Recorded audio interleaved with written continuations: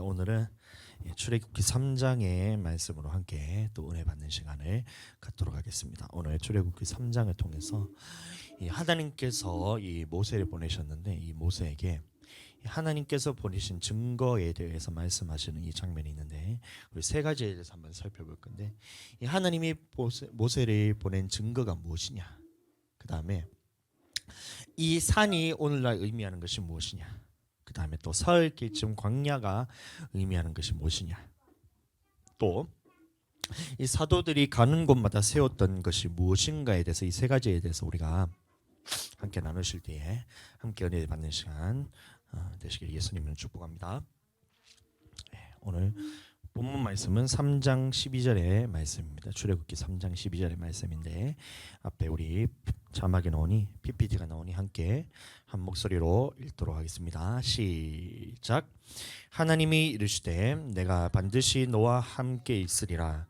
네가 그 백성을 애굽에서 인도하여 낸 후에 너희가 이 산에서 하나님을 섬기리니 이것이 내가 너를 보낸 증거니라. 아멘. 그래서 이 하나님께서 이 모세를 보내신 증거에 대해서 말하고 있는데 두 가지를 얘기하고 있습니다. 뭐냐면 첫 번째는 이 산에서 하나님을 섬길 것이고, 두 번째는 하나님을 섬기는 것.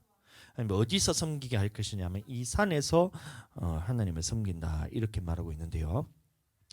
이 섬기다라는 말의 원어의 의미가 뭐냐면 이 아바드라는 뜻입니다. 말했습니다. 히브리어로 아바드라는 말인데 이게 무슨 뜻이냐면 이 섬기다 이런 뜻이 있기도 하고, 그 다음에 또 희생을 드리다, 그다음에 절개를 지키다, 이것을 전부 다 아바드라는 단어로 쓰는데 같은 말입니다. 그래서 이 하나님께 희생을 드리는 것이나 이 하나님의 절기를 지키는 것이나 이 하나님을 섬기다라는 말이 같은 말로 쓰이고 있다는 것을 여러분들 잘 이해하시고, 그러면 하나님께서 이 애굽이란 곳에서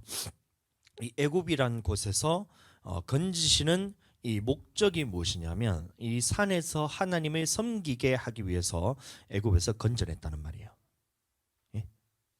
이 산에서 하나님을 섬기기 위해서 하나님께서 애굽에서 건져냈다는 말인데, 이 산이란 말이 왜 산이라고 말을 했냐면 광야에 들어가면, 애굽에서 건너서 광야에 가면 그 광야의 중심 부분 쪽에 가면 이 시내 반도 중심 부분에 가면 거기 가면 시내산이 있어요. 그래서 시내산이 광야 가운데 있기 때문에 이 산이라고 말하기도 하고 또 광야라고 말하기도 합니다. 그래서 오늘날 광야는 사도행전 7장 38절에 보시면 광야 교회라 말했기 때문에 오늘날로 광야는 교회를 의미하는 것입니다. 다시 말하면 이 산에서 하나님을 섬긴다는 말은 뭐냐면 우리도 아무 곳에서나 예배를 드리면 될 것이 아니라 이 하나님께서 구별된 장소가 있다는 것을 우리에게 말을 해주고 있는 거예요. 우리가 출애굽기 전체를 계속해서 살펴보는 이유는 뭐냐면 이 구속사적 관점에서 하나님이 어떻게 이 한 사람을, 이스라엘 백성을 구원하여서 천국으로 인도하는 이 과정에 대해서, 전체 과정에 대해서 우리에게 보여주신 것은 오늘날 우리도 이 예수님을 믿은 한 사람이 어떻게 신앙생활을 하다가 마지막에 천국으로 들어가는 이 과정에 대해서 설명을 하고 있는 것이기 때문에 우리가 찾아보고 있다고 했습니다. 그래서 이 산에서 하나님을 섬긴다는 말은 뭐냐면 우리가 예배를 드리는 것이 아무 곳에서나 드려도 되는 것이 아니고 하나님께서 택하신 장소가 있고 이 택한 장소에서 우리가 예배를 드려야 된다는 것을 우리에게 보여주고 있는 것입니다. 그래서 출애굽기 3장에 보시면 모세를 통해서 계속해서 말씀하시는 것이 3장 18절부터 8장에까지 계속해서 무슨 말이 나오냐면 광야에서 하나님을 섬긴다라는 말이 계속 나오고 있는데 한번 보겠습니다. 우리 하나님 여호와께 제사를 드리려 하오니 사흘길쯤 광야로 가도록 허락하소서 하나. 그래서 여기서 제사를 드린다는 말도 마찬가지로 우리 오늘날의 예배를 드리는 것과 똑같습니다. 예배를 드리는데 어디에 가서 예배를 드리냐면 사흘길쯤 광야로 들어가서 예배를 드린다는 것이에요. 또 말씀 보겠습니다. 5장 1절에 보시면 그들이 광야에서 내 앞에 절기를 지킬 것이니라 하셨나이다. 어디서 지키냐면 광야에서 절기를 지킨다고 말하고 있습니다. 광야에서. 출애굽기 5장 3절의 말씀도 마찬가지입니다.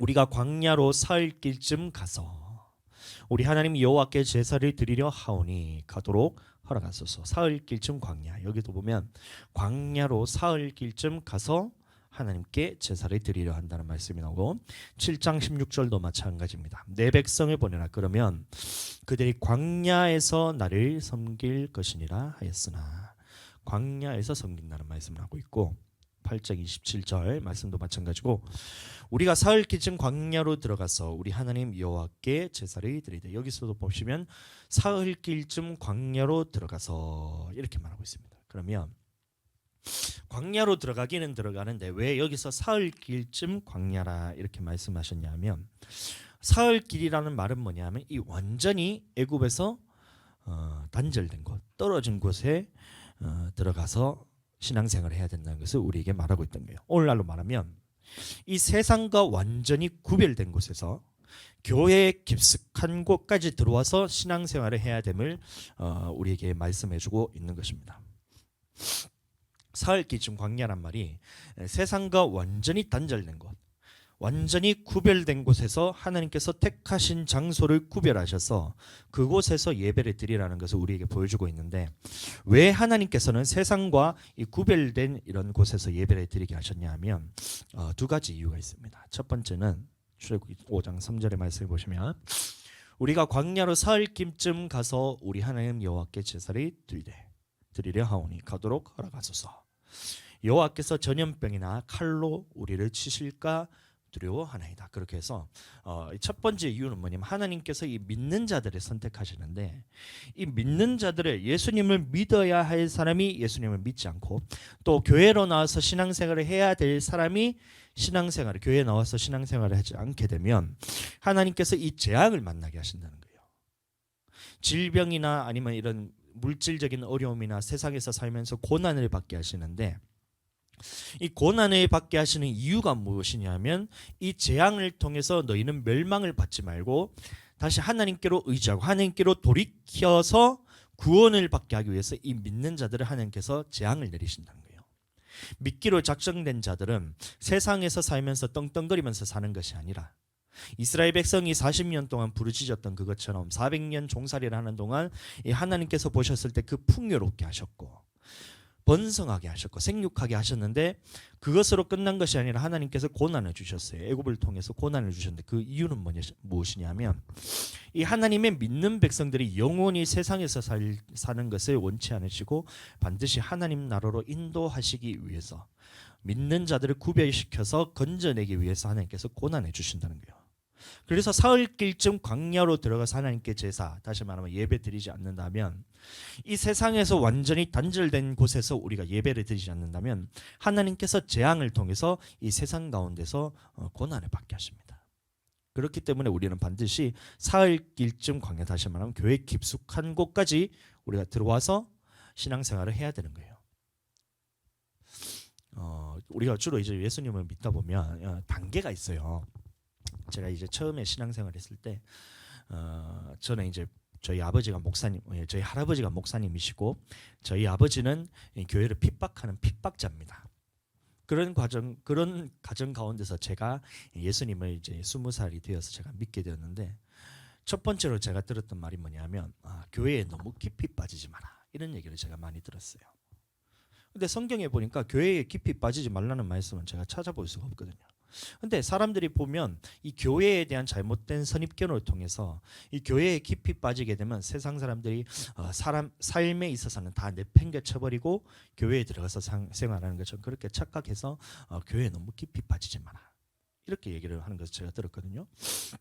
근데 제가 그때 어떻게 했냐면 아니다, 나는 교회는 이게 내가 좀 적당히 믿는 것은 이 하나님께서 원하시는 것이 아니에요.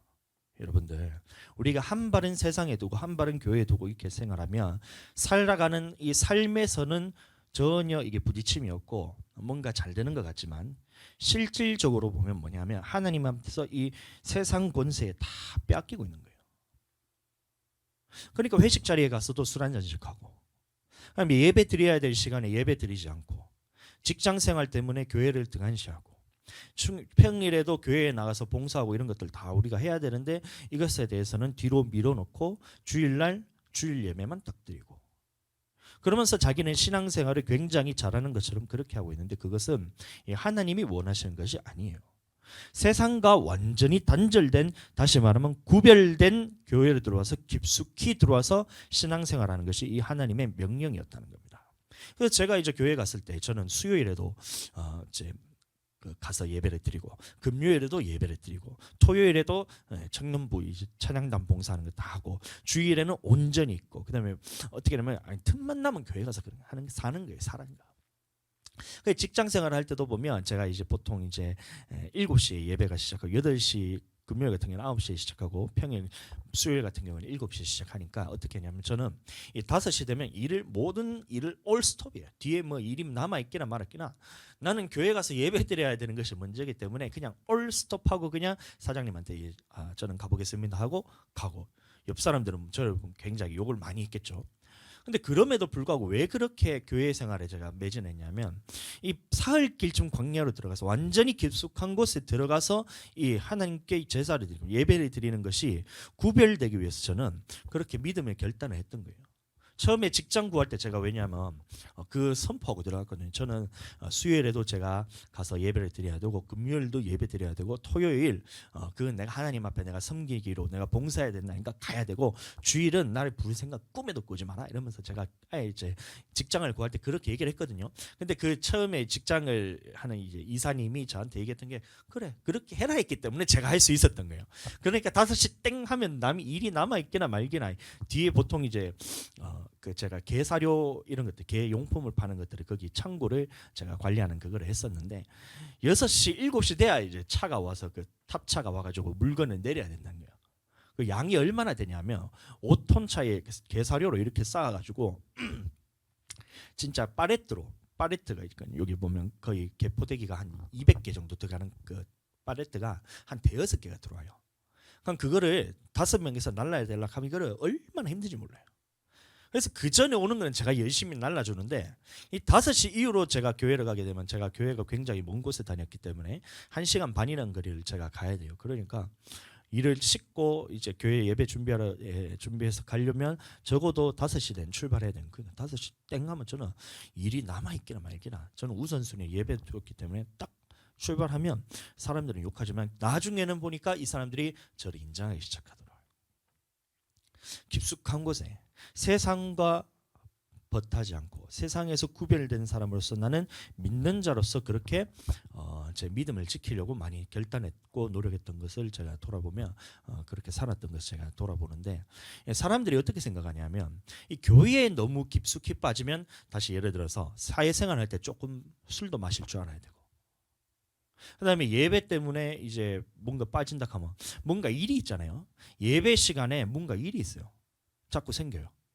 왜 그러냐면 예배 시간에 자꾸 빠지니까 그 시간도 자기가 빠져도 되는 줄 알고 자꾸 연락이 오는 거예요. 학교 다닐 때도 보면 친구들이 왜 주일날 연락이 오느냐 하면 주일날 연락이 왔을 때 받기 때문에 연락을 하는 거예요.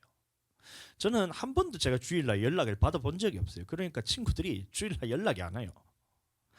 평일에 연락하다가 주일에만 연락 안 해요. 왜냐면 쟤는 이제 교회 가는 걸 알기 때문에 하루 종일 쟤는 주일날 연락하면 연락이 안 된다는 이걸 알기 때문에 연락이 안 와요. 근데 왜 주일날 그거를 사람들이 연락이 와서 같이 만나자고 그렇게 오느냐?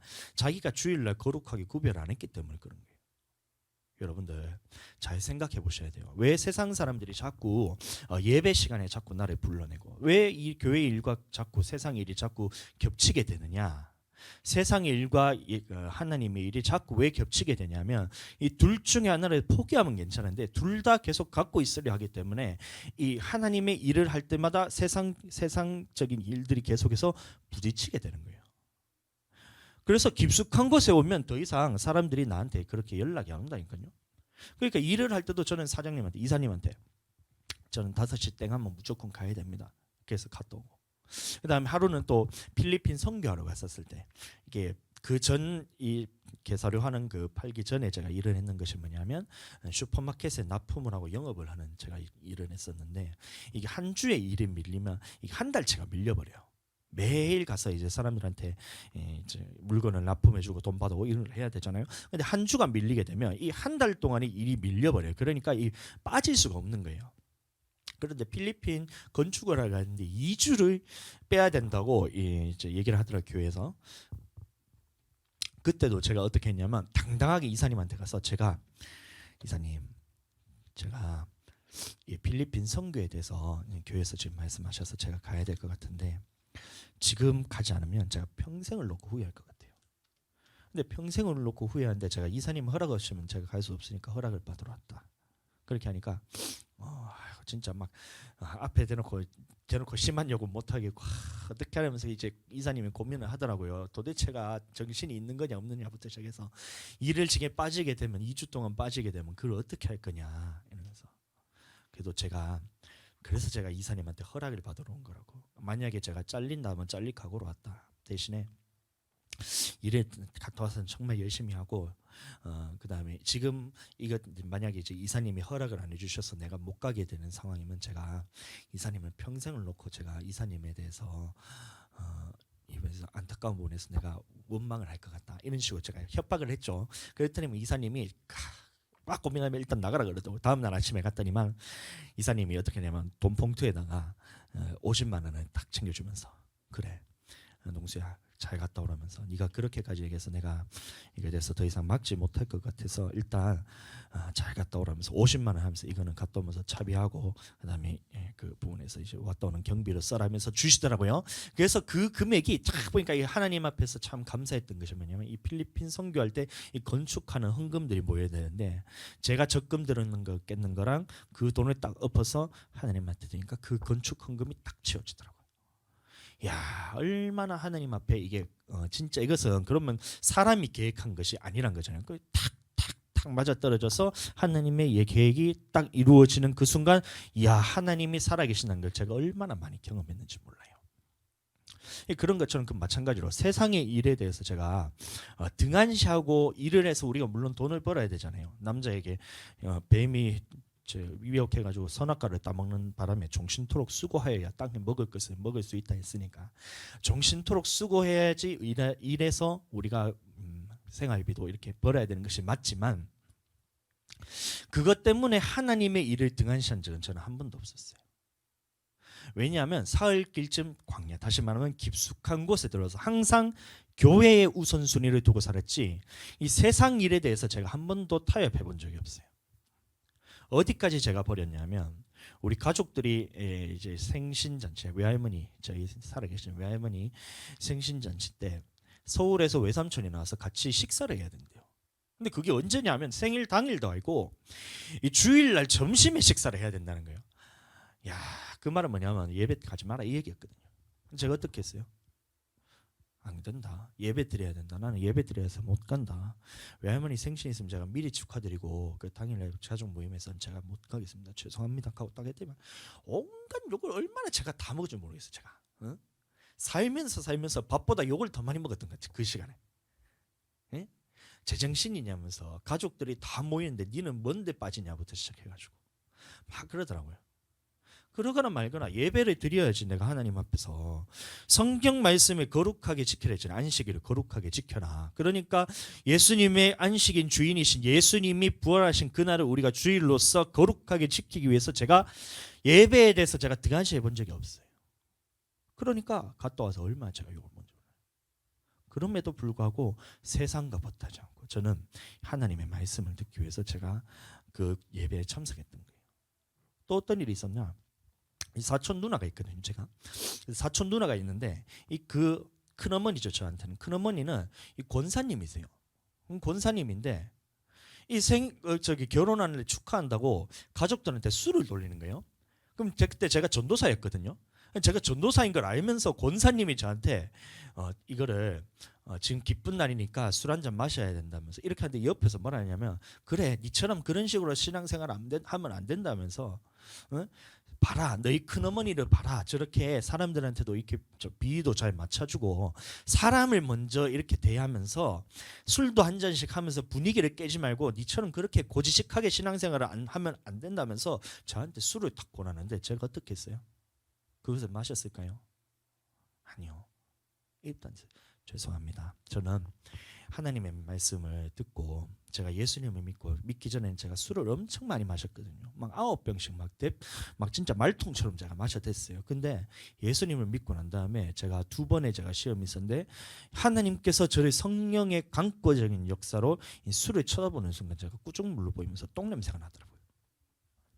그래서 제가 그때부터 이거는 하나님이 싫어하는 것이라는 것을 알고 그때부터는 제가 술을 입에도 안 댔고 지금까지 신앙생활하면서 예수님 믿고 제가 돌이킨 후에 술은 제가 입에도 안 댔어요. 죄송합니다, 큰어머니. 얼마나 그림 이상해요. 권사님이 지금 전도사한테 술을 권해주고 있어요. 예? 그 장면에서 제가 어떻게 했을까요? 한 잔 들이켰을까요?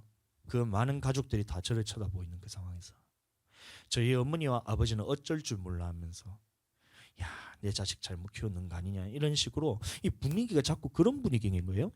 자, 그때 제가 술을 마셨을까요? 안 마셨을까요? 입에도 안 됐어요. 왜냐? 저는 이 하나님의 택한 이 거룩한 곳에서 나와서 구별된 삶을 살기 위해서 하나님께서 나를 부르신 것을 알았기 때문에 저는 이런 세상적인 가치관에 대해서는 저는 전혀 동조할 생각이 없었던 거예요. 그러니까 하지 않을 수 있었다는 겁니다. 사흘길쯤 광야로 들어와서 하나님께 제사를 드려야 되는데 이 계속해서 세상에 발을 디디고 반은 세상에 발을 디디고 반만 하나님께 걸쳐서 신앙생활하니까 계속해서 내 삶에는 무엇이 찾아오냐면 이 미혹이 찾아오고 고난이 찾아오고 이것을 통해서 세상 사람들에게는 손가락질을 받고 하나님 앞에서도 제가 신앙생활하면서 두려움에 떨면서 신앙생활하는 거예요. 그래서 하나님께서 이 전염병이나 칼로 나를 치실까 해서 사흘길쯤 광야로 들어가서 완전히 세상과 단절된 이 상황에서 구별되는 신앙생활을 하라는 것이 오늘 하나님께서 우리에게 하신 말씀이었던 겁니다. 또 보겠습니다. 출애굽기 8장 26절 우리가 우리 하나님 여호와께 제사를 드린 것은 애굽 사람이 싫어하는 바인즉 우리가 만일 애굽 사람의 목전에서 제사를 드리면 그들이 그것을 미워하여 우리를 돌로 치지 아니하리까. 이게 두 번째 이유예요. 첫 번째는 하나님께서 나를 치신다는 거예요. 그러니까 세상에 발을 반 담그고 하나님께 발을 반 담그면 야 하나님이 야 그래 너는 그래 부족하니까 이 정도만 해도 정말 충분해. 예, 세상에 발을 반 딛고 하나님께 발을 반 딛고 그렇게 미지근하게 신앙생활해도 아이고 그래 이 정도 그 정도면 잘했어 이렇게 해주시는 것이 아니라 하나님께서는 너를 완전히 깊숙한 곳에 들어오게 하기 위해서 칼이나 전염병 다시 말하면 나에게 질병을 주거나 아니면 이런 세상에서 어려움을 통해서 네가 살아야 될 것이 세상이 아니라 하나님의 나라로 구별돼서 살아야 된다는 것을 보여주기 위해서 우리에게 하나님께서 재앙을 만나게 하신다. 그것처럼 두 번째 이유는 무엇이냐면 우리가 애굽 사람들의 목전 다시 말하면 세상에서 예배를 드린다면 많이 들어보셨죠? 하나님께서는 어디서나 살아계셔. 하나님께서 교회만 있는 것이 아니야. 구약에 있는 성전은 무너졌고 예수님이 몸된 성전이 세워졌기 때문에 예배 드리는 것은 마음과 신령과 진정으로 드리는 것이지 예배당에서만 드리는 것이 하나님께서 받으신 것이 아니야 라고 이렇게 사람들이 그렇게 미혹합니다. 근데 그 말이 뭐냐면 세상에서 예배를 드려도 된다는 말인데 세상에서 예배를 드리면 어떻게 되냐면 애굽 사람이 싫어한다 그랬어요. 싫어한다는 말은 뭐냐면 그 사람들이 지금 내가 세상에서 예배를 드리게 되면 사람들이 겉으로 보면 어떻게 되냐면 아이고 그렇게 우아하게 신앙생활하는 거 보니까 정말 존경스럽습니다 이렇게 얘기를 하잖아요. 겉으로는 그렇게 해요. 근데 그 속에 있는 마귀가 어떻게 얘기하냐면 너 잘 걸렸다. 너 잘 걸렸다. 내가 지금 너를 죽이기 위해서 이 영혼을 멸망시키기 위해서 너한테 세상에서 지금 예배드리라고 했는데 참 너는 하나님의 말씀을 어떻게 그렇게 모르냐. 잘 걸렸다. 하나님께서 거룩하게 구별해서 너에게 택하신 장소로 나가서 예배드리라 했는데 야, 너 그 말씀도 모르냐? 잘 걸렸다. 너 한번 죽어봐라. 이러면서 돌을 들고 기다리고 있던 거예요. 사탄이. 그래서 세상에서 예배드리는 거 다시 말하면 하나님의 성전 구별된 곳에서 예배드리지 않으면 이 마귀라는 놈이 뒤에서 돌을 들고 나의 영혼을 다 돌팔매질하고 있는 거예요. 한 번 맞으면 더 피 철철하면서 피투성이 돼서 쓰러지죠. 다음에 되면 어떻게 돼요? 교회 나갈 힘이 없는 거예요. 세상 사람들은 야, 한번 세상에서 예배드리니까 야, 너 정말 대단하다. 야, 직장 생활 하는 것 때문에 그래 먹고 살아야지. 그래 한 번쯤 교회 빠져도 돼. 깊이 빠지는 것은 하나님이 싫어하는 거야. 봐라, 세상과 하나님과 조화롭게 세상에 살 때는 세상에서 사는 것처럼 살다가 자, 주일에는 그렇게 너무 깊이 빠지지 말고 적당히 이렇게 신앙생활해 말하면서 마귀가 뒤에서 돌을 들고 있는 거예요. 돌을 들고 애굽 사람의 목전에서 제사를 드리면 그들이 그것을 미워하여 돌로 쳐버린다는 거예요. 마귀가 이 짓을 하고 있다니까요. 구별된 장소가 아닌 하나님의 사흘 지킬 쯤 광야로 들어서 완전히 구별된 곳에서 예배를 드리지 않으면, 세상에서 예배를 드리면 우리가 겉으로 봤을 때는 사람들이 지켜세우고 야, 정말 대단하다, 우아하다, 그렇게 참 성인군자 같다, 야, 신앙생활은 저렇게 해야 된다 하면서 사람들이 막 이렇게 하잖아요. 그 뒤에서 마귀가 어떻게 하냐면 이 돌을 들고 이 사람은 지금 찍어버리고 있어. 지금 영혼이 다 죽어간다니까요. 세상에서 예배를 드리게 되면 영혼이 죽어간다니까요. 그래서 보세요. 출애굽기 3장 12절의 말씀을 보시면 하나님이 이르시되 반드시 내가 반드시 너와 함께 있으리라. 네가 그 백성을 애굽에서 인도하여 낸 후에, 그 증거가 뭐냐면 너희가 어디서 하나님을 섬기게 되냐면 이 산에서 하나님을 섬긴다는 것이 이 증거라는 거예요. 왜 선지자를 보내셨냐면 하나님의 말씀을 선포해서 이 백성을 천국으로 인도하는 것이 하나님이 선지자를 보내신 이유잖아요. 근데 그것보다 그 앞에 뭐라고 나와 있냐면 너희가 어디서 하나님을 섬기게 될 것이냐면 이 산에서 하나님을 섬기게 될 것이라는 것을 하나님께서 말한 거예요. 그리고 모세를 보낸 증거가 뭐냐? 모세를 하나님께서 보내셨다는 증거가 뭐냐? 너희가 이 산, 다시 말하면 구별된, 하나님의 구별된 이 성소, 다시 말하면 오늘날로 말하면 교회에서 예배를 드리는 모습을 볼 때 이 하나님께서 보낸 선지자인 것인지 아니면 하나님이 보내시지 않은 선지자인 것인지를 알 수 있다는 거예요. 이때부터 역사 속에서는 선지자는 딱 두 가지 부류로 나뉘는 거예요. 뭐냐면 첫 번째는 하나님의 택하신 장소에서 예배를 드리도록 인도하는 선지자가 있었고, 나머지는 아무 곳에서나 예배를 드려도 된다는 이 선지자로 딱 두 가지로 나뉩니다. 참 두렵죠.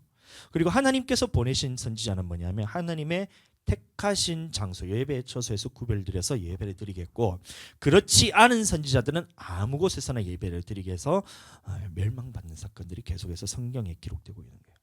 이게 예수님 시대에도 그랬고 오늘날도 마찬가지로 계속해서 이어지고 있는 거예요. 오늘날도 이 하나님의 보내신 주의 종은 어떻게 하냐면 이 구별된 교회로 나와서 하나님 앞에서 예배드리게 만듭니다. 그런데 하나님이 보내시지 않은 선지자들은 어떻게 하냐면 아무 곳에서나 예배드리게 해서 영혼이 멸망받는 거예요. 오늘날도 똑같이 이어지는데 신명기부터 차례대로 보겠습니다. 옛날부터 한번 보면 되겠죠. 한번 읽어보겠습니다. 오직 너희의 하나님 여호와께서 자기 이름을 두시려고 너희 모든 지파 중에서 택하신 곳인 그 계실 곳으로 나가서 택하신 곳이 있다는 겁니다. 모세에게 말한 겁니다. 신명기 12장 11절도 마찬가지. 여호와께서 자기 이름을 두시려고 택하실 그곳으로, 택하실 곳이 있다는 거예요. 그곳에서 번제를 드리고, 그 다음에 신명기 12장 18절도 마찬가지. 오직 네 하나님 여호와께서 택하실 그곳에서, 택하신 곳이 있다는 겁니다. 여수자, 택하신 곳에서 하나님께서 택하신 곳이 있다는 겁니다. 그래서 이 모세는 어디서 예배를 드리게 되냐면 이 하나님께서 택하신 곳으로 나아가서 예배를 드리도록 했던 것이 이 모세가 했던 역할이고, 그것이 하나님이 모세를 보낸 증거였다는 겁니다. 그 다음에 솔로몬 성전 때도 마찬가지예요. 솔로몬이 하나님 앞에 성전을 건축하고 난 다음에 이렇게 고백합니다. 하나님께서 말씀하시는 거예요. 나는 네가 건축한 이 성전을 거룩하게 구별하여 내 이름을 영원히 그곳에 두며 내 눈길과 내 마음이 항상 거기에 있으리니. 그래서 하나님께서 이 성전을 구별하셔서 택하신 장소로서 하나님이 만날 장소를 예비했던 거예요. 그리고 이 예루살렘에 있는 그 모든 선지자, 그 구약에 있는 이스라엘에 있는 모든 선지자가 하나님의 이 전에 나와서 예배를 하도록 만들었고, 그것이 뭐냐면 하나님이 선지자를 보낸 증거였다는 거예요. 그런데 이 하나님이 보내시지 않은 선지자들은 어떻게 하냐면 이 예루살렘이 아닌 다른 곳에서 계속해서 예배를 드려도 된다고 그렇게 사람들을 미혹합니다. 한번 보겠습니다. 이 여로보암이라는 왕이 있었는데 열왕기상 12장 27절에서 28절 말씀 보시면 이런 말씀이 나옵니다. 만일 이 백성이 이 예루살렘에 있는 여호와의 성전에 제사를 드리고자 하여 올라가면 이 백성의 마음이 유다 왕된 그들의 주 르호보암에게로 돌아가서 나를 죽이고 유다의 왕 르호보암에게로 돌아가리로다 하고 이에 계획하고 두 금송아지를 만들고 무리에게 말하기를 너희가 여기서 뭐라고 하냐면 다시는 예루살렘에 올라갈 것이 없도다 이렇게 얘기하는 거예요. 하나님께서는 택하신 성소로서 성전으로서 예루살렘 성전에서 하나님께서 너와 만나고 영원히 이름을 그곳에 두겠다 했는데 여로보암이 어떤 죄를 저질렀냐면 이 금송아지를 두 개를 만드는 거예요. 그래서 하나는 베델에 두고 하나는 단이라는 곳에 두고 이 북이스라엘에 있는 사람들이 예루살렘으로 내려가지 못하게 하면서 다른 장소에서 예배를 드리겠다는 겁니다. 베델이라는 곳은 뭐냐면 제일 이제 이스라엘 중에 남방에 있는 도시인데 예루살렘으로부터 15km 정도 윗부분이 있어요. 그래서 요즘 북이스라엘 남쪽 지방이 있고 이 단은 뭐냐면 이 이스라엘의 가장 북쪽 지역에 있는 곳이 단이라는 곳의 지역이 있는데 이 두 곳에 금송아지를 두고 예루살렘으로 가지 말고 이 아무 곳에서나 예배를 드려라. 이렇게 여로보암의 왕이 제단을 만들었다는 거예요. 보겠습니다. 12장 29절에 30절에 보시면 하나는 그래서 그 금송아지 두 개를 하나는 베델에 두고 하나는 단에 둔지라. 이 일이 하나님 앞에 뭐라고 되어 있냐면 죄가 되었다 그랬어요. 이는 백성들이 단까지 가서 그 하나에게 경배함이더라. 금송아지 만든 것보다 더 악한 일이 뭐였냐면 이 하나님의 구별된 예루살렘 성전이 아닌 아무 곳에서나 예배를 드리도록 이 왕이 그렇게 제도를 만들어 버렸다는 겁니다. 그러면서 유다의 절기와 비슷하게 만들어서 다른 절기를 만들고 그 다음에 레위 지파가 아닌 아무 사람에게나 제사장 직분을 세워서 이 기독교와 비슷하게 유대인과 그 당시에 있었던 하나님이 섬겼던 이 유대인들과 비슷하게 성전도 제단도 두 개를 만들어 놓고 그럼 절기도 비슷하게 만들어 놓고 하나님이 세우신 레위인 제사장이 아닌 아무 사람을 제사장으로 세워서 이 백성들을 가르치고 이렇게 했더니만 이게 이 여로보암의 죄가 되었어요.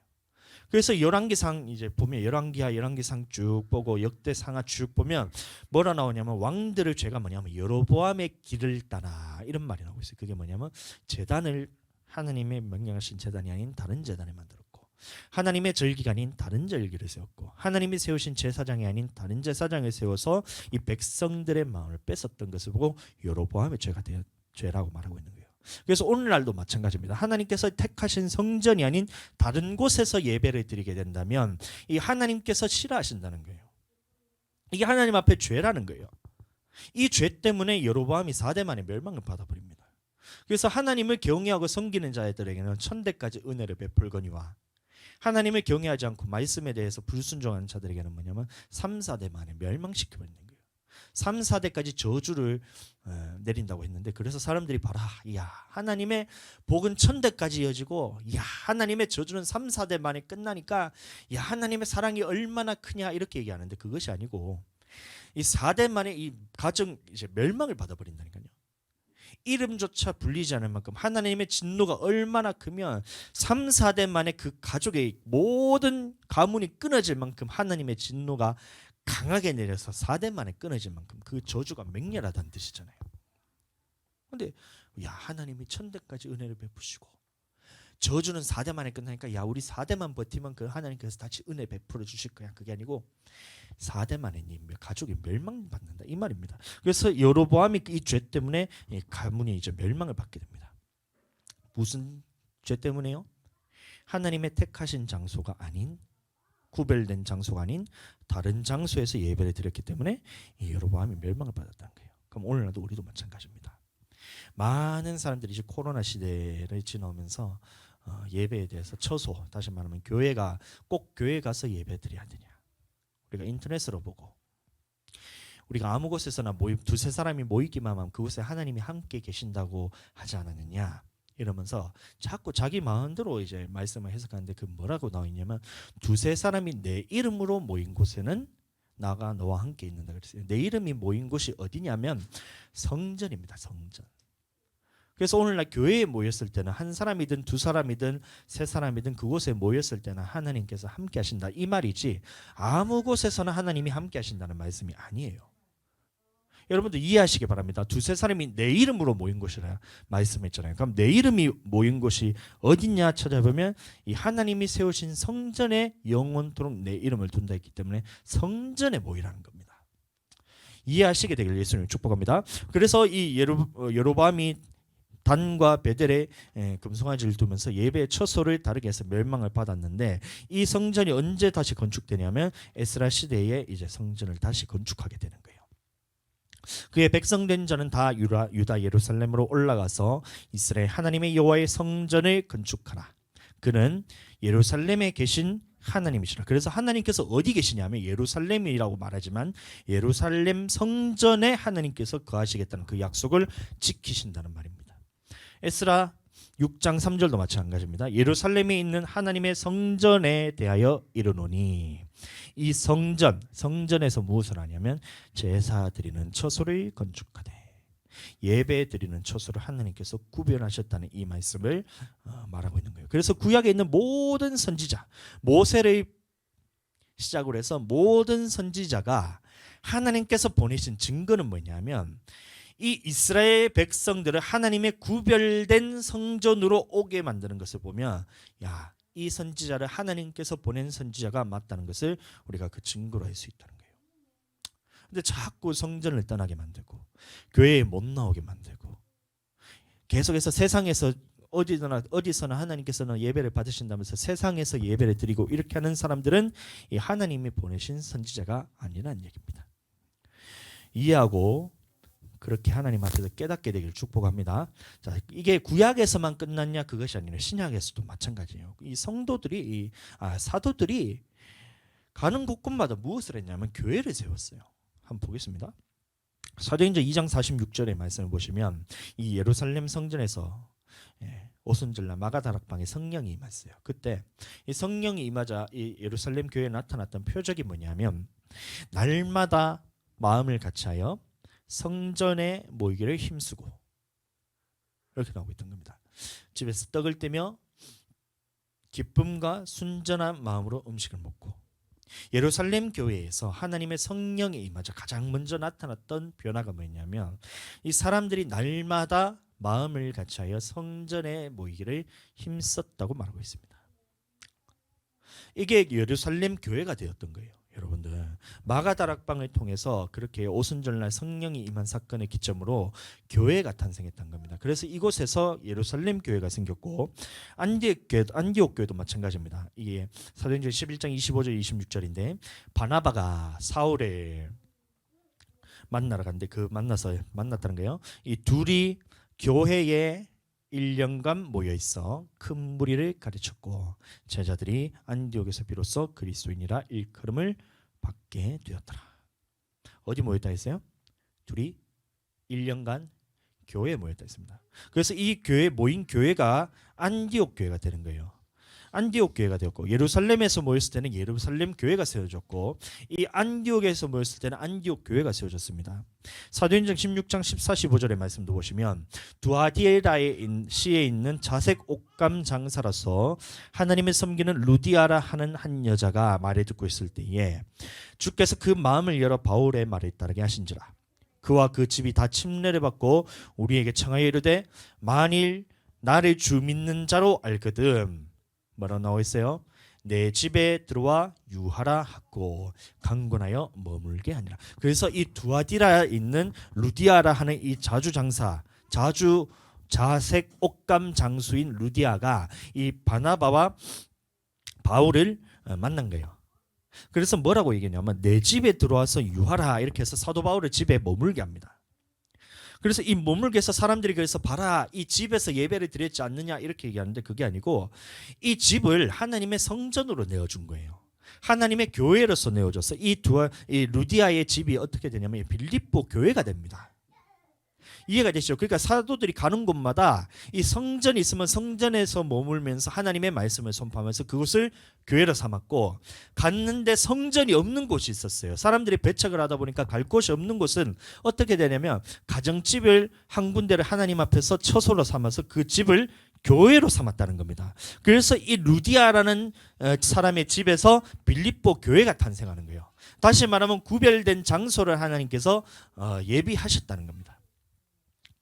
사도행전 18장 1절에서 12절 말씀도 보겠습니다. 그 후에 바울이 아덴을 떠나 고린도에 이르렀다는 거예요.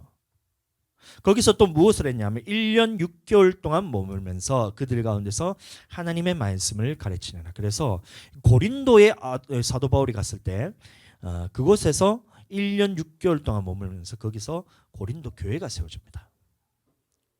여러분들 이해가 되세요?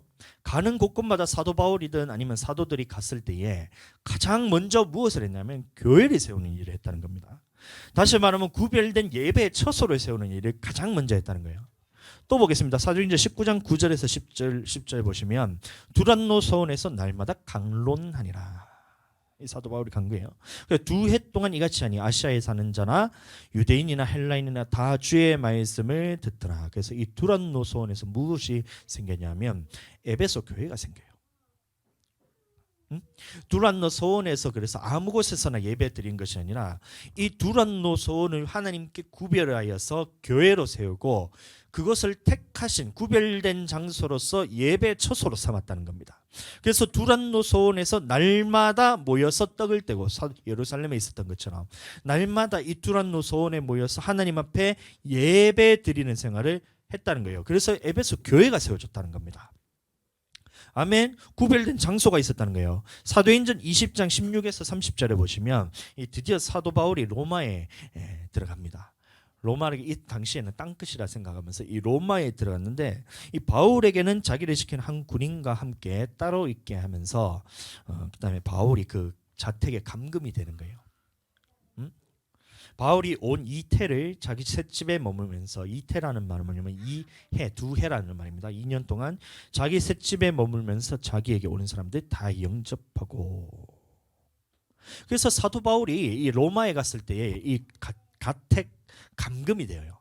그래서 이 사도 바울이 감옥에 있으면서 무엇을 했냐면 이곳을 예배의 처소로 삼고 사람들이 그곳에 몰려와서 예배드리는 교회가 되었다는 거예요. 로마 감옥에서. 그러니까 보세요. 신약에 있는 사도들도 가는 곳마다 아무 곳에서나 예배를 드린 곳이 아니고 가는 곳마다 성전이 있으면 그곳에서 하나님 앞에 기도하는 처소로 삼고 말씀을 전하는 교회로 삼았고, 성전이 없는 곳에 갔었을 때는 가정집을 들어가서 그 가정집을 교회로 삼았다는 겁니다. 다시 말하면 예배를 드릴 장소를 구별해서 하나님 앞에서 교회를 세웠다는 거예요.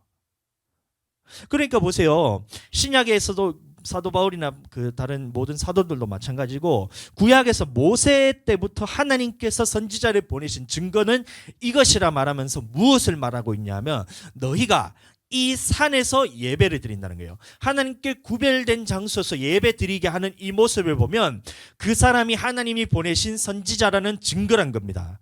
오늘날도 마찬가지. 하나님께서 보내신 주의 종은 이 출애굽한 이스라엘 백성들이 광야에서 이 산에서 예배를 드린 것처럼 구약에서 있었던 선지자들이 이 성전에서 예배를 드리게 하신 것처럼 신약에 있는 사도들이 간 곳곳마다 교회를 세워서 그것을 예배의 초소를 삼아서 구별하여서 예배를 드렸던 것처럼 오늘날의 주의 종도 하나님께서 보내신 주의 종인 증거가 무엇이냐면 예배의 초소를 구별하여서 이 하나님의 교회를 하나님의 택하신 장소로서 구별하게 만들어서 성도들을 모이게 하는 역할을 하는 것이 이 하나님의 보내신 선지자, 주의 종의 증거란 거예요.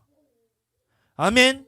그래서 제가 이 교회를 계속해서 나오게 말씀드리는 것이 아무 곳에서나 예배를 드리게 되면 우리 영혼은 어떻게 하면 마귀가 이 돌을 들고 지금 나를 죽이려고 이렇게 하고 있는 거예요. 그것을 보면서 이 선지자, 다시 말하면 주의 종이 이 마귀의 세력이 영혼을 돌로 쳐 죽이는 이것을 보고 가만히 있으면 그게 참 선지자예요? 그러니까 안 된다는 거예요. 예배는 어디서 드려야 되나? 이 교회에 나와서 드려야 된다. 인터넷이 아무리 발달하고 아무리 너희가 눈만 뜨면 지금 이제 TV나 인터넷이나 아무 유튜브나 이런 거 보면 설교들이 많이 있잖아요. 그곳에서 설교 듣는 게 예배가 아니고 하나님의 택하신 장소에서 하나님께 구별하여서 사흘기쯤 광야로 완전히 단절된 곳에서 나와서 하나님 앞에 거룩하게 구별해서 드리는 것이 예배다라고 이렇게 선포를 하는 겁니다. 이해가 되시죠? 이런 모습을 볼 때 하나님이 보내신 참 선지자라는 것을 알 수 있었다는 겁니다. 여러분들, 코로나 때문에 지금 많은 사람들이 교회를 떠나갑니다. 그러니까 이 목회자들이 이 말씀에 대해서 자신이 없어져요. 왜냐하면 자기들이 그렇게 믿었던 성도들이 신앙생활을 잘하다가 코로나가 딱 터지자 거의 7, 80%가 교회를 다 떠나갑니다. 그러면서 무슨 말을 듣냐 하면 그래 자 코로나 봐봐, 하나님께서 이 코로나를 딱 터지니까 세상에서 보니까 이제 사람들이 이런 정책으로서 교회에서 모이기를 못하잖아요. 거리두기를 하면서 거의 교회에서 인원 제한을 딱 두니까 사람들이 봐라, 야 그렇게 해도 하나님께서 예배를 우리가 예배 드리는 걸 받아주시지 않느냐, 그러니까 우리가 굳이 주일날 하나님 앞에서 따로 구별해서 예배 드리지 않더라도 이 땅에서 하나님께 예배 드려도 하나님이 다 받으셔, 봐봐 지금까지도 하나님께 다 받으셨잖아, 이런 식으로 사람들이 계속 생각이 뺏기게 돼요. 그리고 그렇게 전하는 목회자들을 따라갑니다. 그런 사람들은 자기 귀가 가려워가지고 그렇게 말해주기를 원하는 사람들을 찾아가는 거예요. 목회자를 찾아가는 거예요.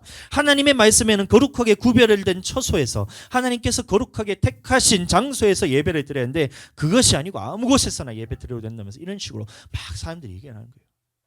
성전은 구약시대에 없어졌다 이러면서, 예수님의 몸된 성전을 세웠다 이러면서, 그 예수님의 몸된 성전이 뭐냐면 교회인데 이거에 대해서 말씀에 대해서는 찾지 않고 두세 사람이 모인 곳은 아무 곳에서나 하나님께서 같이 함께 하시니까 아무 곳에서나 예배 드려도 된다면서 인터넷으로 유튜브로 가족끼리 모여서 그렇게 드리죠. 두세 사람이 내 이름으로 모인 곳이 교회인데 그것도 모르고 구별된 장소에서 드려난 것이 모세 때부터 예수님이 다시 오실 때까지 그것이 우리에게 명령하신 것인데 이것을 사람들이 듣질 않는 거예요. 여러분들 코로나 때문에 지금 사망자가 아까 전에 제가 찾아봤는데 664만 명이 지금 코로나에 인해서 사망했어요. 그래서 지금 보면 우리가 전 세계적으로 난리가 났습니다. 어떻게 이 전염병으로 해서 어떻게 660만 명이나 되는 사람들이 다 죽었어, 이렇게 얘기하잖아요. 여러분들 이거를 보면 우리는 그러면 이게 이제 뭐랄까 이성적으로 생각할 수가 있어야 돼요. 코로나로 664만 명이 죽었어요. 그거는 알겠어요. 근데 이런 일들이 역사 속에서 한 번만 일어났냐? 그렇지 않거든요. 여러분들 중세시대 때 흑사병으로 몇 명이 죽었냐면 7,500만 명이라는 사람이 죽었습니다. 7,500에서 2억 명이라는 사람이 이 흑사병 때문에 죽는 그런 일들이 일어났었어요. 그때도 이 하나님의 거룩한 성전에서 구별되어 예배를 드리기를 힘썼던 사람이 있었고, 그 전염병을 통해서 어떻게 돼요? 하나님의 전에 나오지 않고 아무 곳에서나 예배를 드렸던 사람이 있었다는 겁니다. 그러면 하나님의 역사 속에서 봤을 때는 흑사병으로 2억 명이나 죽은 것이 그것이 중요한 것이 아니고 그 2억 명이나 죽어갈 때에 너희가 이 하나님께서 명령하신 그 명령대로 하나님의 택하신 장소에서 예배를 드렸느냐 아니면 택하시지 않은 아무 곳에서나 예배를 드렸느냐를 하나님께서 보셨다는 거예요. 2억 명이 흑사병으로 죽었다 치고 많이 죽었을 때 그것을 받는 많은 사람들이 어떻게 했을까요? 교회를 떠나간 사람들이 많았어요. 그러나 하나님의 구별된 장소에서 예배를 드리면서 믿음을 지켰던 사람들이 있었다는 겁니다. 여러분들 또 1차 세계대전 때 이 스페인 독감이라는 것이 유행을 했었어요. 뭐냐면 이 감기는 감기인데 이게 바이러스가 변이가 되어가지고 우리가 보통 이제 백혈구가 이게 그 상처가 나거나 아니면 질병이 오면 백혈구가 그 세균과 싸워서 이겨서 그렇게 되잖아요. 근데 이게 이 스페인 독감이라는 것은 뭐냐면 이 과민 반응을 일으켜가지고 오히려 이게 역효과가 나면서 너무 정상적인 세포까지도 다 백혈구가 다 잡아먹어서 사람이 이제 죽어가는, 스페인 독감으로 죽어가는 이런 일들이 있었거든요. 오늘날 코로나와 같이 전 세계를 강타했습니다. 그때 스페인 독감으로 죽었던 사람들이 1,700만 명에서 5천만 명 정도 되는 사람들이 죽었어요. 1700만 명. 적게는 1700만 명에서 5000만 명이라고 얘기하는데 왜 그러냐면 1차 세계대전 때 이 전염병으로 죽은 게 아니라 전쟁 때문에 죽었는지 전염병으로 죽었는지에 대해서 추산을 못하기 때문에 또 이 중국이나 아니면 러시아 이런 데는 그 사람의 숫자를 세는데 약간 뻥이 심하잖아요. 그러니까 이런 부분들에 대해서 정확하게 알 수가 없기 때문에 1700만에서 5000만 명이라는 게 편차가 좀 크지만 굉장히 많은 사람들이 죽었어요. 1차 세계대전 때. 그때도 하나님 앞에서 보셨을 때 이 1700만 명이나 5000만 명이나 죽었는 것이 중요한 것이 아니고 그 당시에 그런 세계적인 대환란 가운데서도 이 하나님께서 구별하신 택하신 장소로 나와서 예배드린 사람들이 있었다는 거예요. 그 믿음이 지금까지도 이어지는 거고 그 당시에 5천만 명이 죽어가는 이 상황에서 하나님께 구별되지 않고 지금 오늘날 코로나를 통해서 아무 곳에서나 예배를 드려도 된다라고 얘기하는 것처럼 더 이상 교회에 나가지 않고 아무 곳에서나 예배를 드리다가 이 전염병 때문에 영혼이 같이 멸망을 받는 사건이 있었다는 겁니다. 오늘날 코로나로 인해서 많은 사람들이 팬데믹이라 그러면서 코로나 이후의 시대에는 이제 예배가 달라져야 된다. 지금까지 기성교회에서는 예배당이 중요하고 예배에 모이는 것이 중요하다 했지만 이 포스트 코로나 시대 이후로부터는 예배의 장소가 중요한 것이 아니다. 믿는 자들이 모여서 아무 곳에서나 예배를 드리도록 자꾸 분위기를 몰아갑니다. 여러분들 그러면 이제 어떻게 하겠어요? 여러분들은 이제 선택의 기로에 놓였어요. 이런 상황에서도 여러분들은 끝까지 이 하나님께서 말씀하신 대로 이 택하신 구별된 장소에 나와서 사흘길쯤 광야로 세상과 완전히 단절된 교회로 깊숙이 나와서 신앙생활을 하기로 결단할 것인지 아니면 이런 상황에서 나도 더 이상 이 부분에 대해서 내가 더 이상 믿음을 지키기 힘드니까 세상의 발을 반 얹고 그 다음에 교회의 발을 반 얹어서 이 세상 사람들이 인터넷으로 예배드리는 것처럼 나도 인터넷으로 예배드리고 세상 사람들이 교회 중심적으로 살아가지 않고 세상의 발을 딛고 교회의 발을 딛고 살아가는 것처럼 나도 똑같이 세상의 발을 딛고 교회의 발을 딛고 이렇게 해서 둘 중에 왔다 갔다 하면서 평생을 고난을 받은지 여러분들 선택하셔야 돼요. 선택하셔야 돼요. 참 저는 목회자라서 참 감사해요. 저는 선택에 고난이 없어요. 네? 저는 목사라서 어쩔 수 없이 이제 선택을 저는 세상으로 나가고 싶어 나가지도 못하잖아요. 물론 그것 때문에 하는 건 아니지만 하나님의 부르심을 하는 거지만 근데 성도들이 봤을 때 세상에서 먹고 사는 것 때문에 참 교회에 나와서 봉사하고 교회를 가장 우선순위로 두고 깊이 빠지기가 굉장히 힘들다. 먹고 사는 것도 지금 힘든데 어떻게 교회에 가서 그렇게 다 헌신하고 사냐. 지금 이거 한번 제가 이게 사업할 때 보면 다들 그러잖아요. 이거 저희 있는 바이어와 이렇게 면담을 했을 때 미팅을 했었을 때 내가 이거 한번 나가지 않으면 주일에 이걸 한번 가지 않으면 우리가 사업권을 따낼 수가 없어서 회사가 쫄딱 망하는데 어떻게 해야 되냐 이런 식으로 생각하잖아요. 여러분들. 근데 그렇다 하더라도 어떤 것이 중요한지 한번 생각해 보세요. 이게 중요하냐? 내가 사업권을 따내서 이 사업을 통해서 내가 번창하는 것이 중요하냐? 아니면 내 영혼이 하나님의 말씀을 선택해서 영원토록 하나님 나라에 들어가는 것이 중요하냐? 저는 백번천번 생각해도 저는 후자가 저는 중요하다 생각합니다.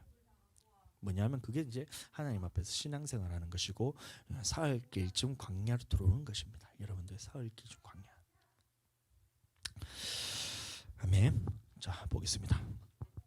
오늘 본문 말씀 보시면 바로 이 말씀입니다. 하나님이 이르시되 내가 반드시 너와 함께 있으리라. 내가 그 백성을 애굽에서 인도하여 냈노니. 그래서 세상에서 인도함을 받아서 건짐을 받은 그 후에 예수님을 믿기까지 했는데 너희가 이 산에서 하나님을 섬기리니. 하나님을 섬기는 건 당연해요.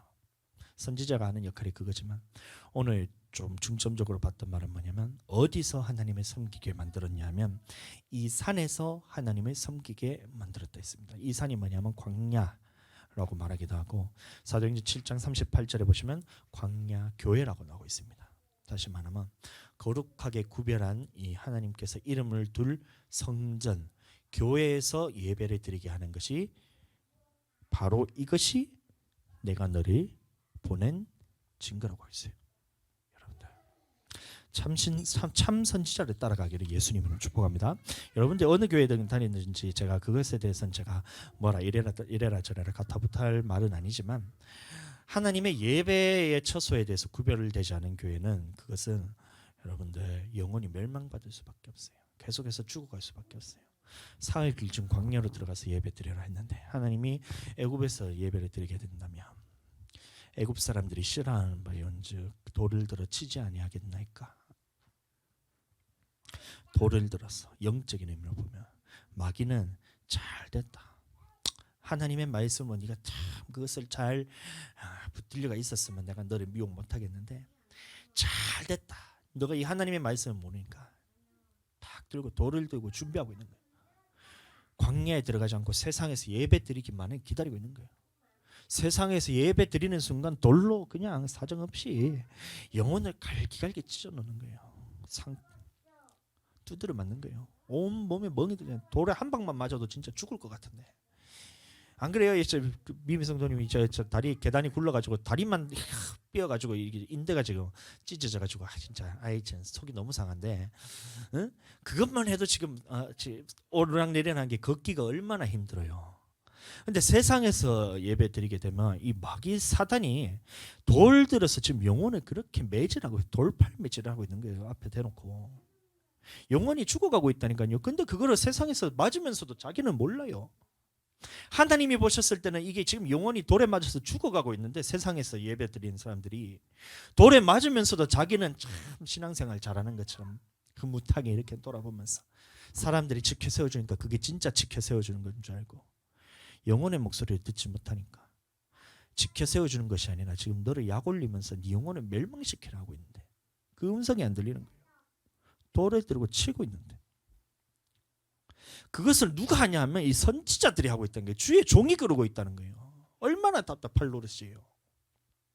하나님이 보셨을 때 얼마나 이게 원통하고 마음이 애통하고 진짜 아플 것 같아요, 여러분들. 그러니까 너희는 제발 세상에서 떠나서 사흘길쯤 광야로 들어와서 깊숙한 곳에 들어와서 하나님 앞에 구별된 장소에서 예배드리라고 하나님께서 명령하시잖아요. 나를 살리기 위해서. 여러분들 이해하게 되시길 예수님으로 축복합니다. 그렇게 우리가 교회에서 깊숙이 들어와서 신앙생활은 격가지식으로 이렇게 한 발 딛고 한 발씩 딛는 것이 신앙생활이 아니에요. 그것은 세상 사람들과 다를 바 없다 했습니다. 깊숙한 곳에 들어와서 완전히 세상과 동떨어진 곳에서 구별되어서 드려지는 것을 예배라 그러는 것입니다. 그러니까 여러분들 그 말을 명심하시고 이 하나님의 명령대로 내 영혼을 살리기 위해서 하신 것이 명령이다 이 생각을 가지고 구별된 장소에 나와서 예배드리게 되길 축복합니다.